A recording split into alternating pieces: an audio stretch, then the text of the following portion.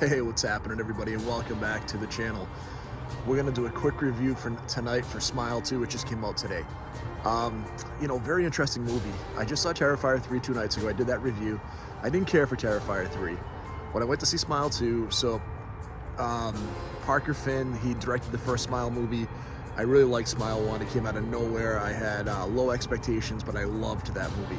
So when I saw this movie was come out and I saw the trailer, we saw Trap and we reviewed that a couple of months ago, and I kind of had that same vibe. It's kind of cool with a female rock star. Look, Naomi Scott's character is clearly inspired by Lady Gaga. Like, I don't think anyone denies that. She is Lady Gaga. She's coming off of this horrific car accident where her boyfriend dies.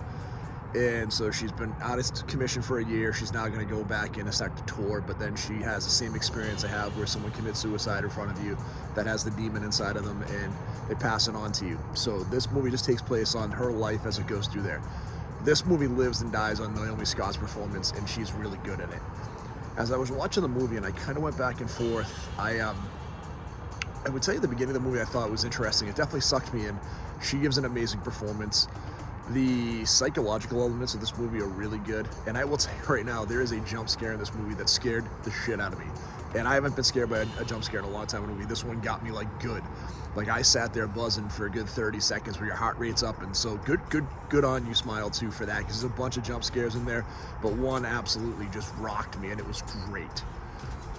As the movie went along, there was some really cool pieces. Now, I talked about Terrifier 3 just being gory for the sake of gory, and I do have a gripe with this movie.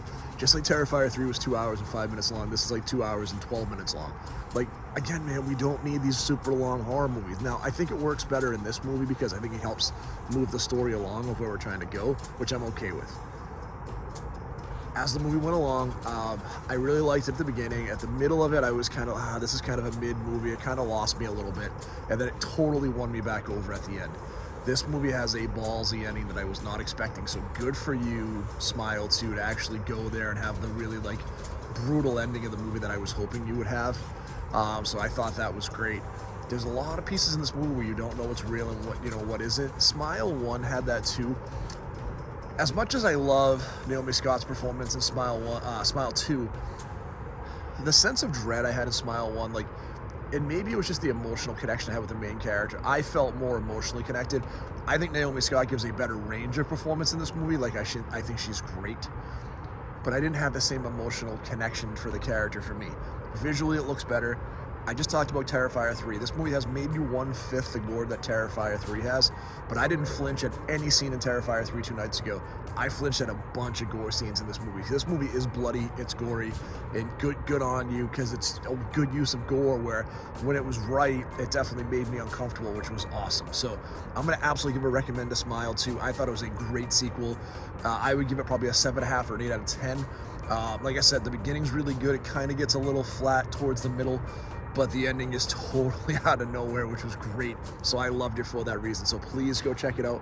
Guys, that's it. We have a couple more things coming up soon, so please check out the channel. If you haven't done it so far, please hit that like and subscribe. Thanks for checking out the yard haunt. We'll do that, we got to do the review tonight. I got home and we had enough light where we could do it with a very bright full moon tonight. I don't know if my camera will do it justice, but it's a very bright full moon, and it looks awesome with the yard haunt, so I figured I'd shoot out here for you. Talk to you real soon. Like I said, please hit subscribe if you haven't, and as always, stay scary.